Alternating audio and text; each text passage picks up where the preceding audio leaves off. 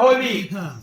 ई होली परंपरागत धुन पर बंधल भरे है, लेकिन एकरा में वैसन बिंब तोरा मिलतो जकर हस्ताक्षर हलथिन केसरी जी। ये हमार गीत होली गीत है, लेकिन वो भी ऐसने होली लिखलथिन हल।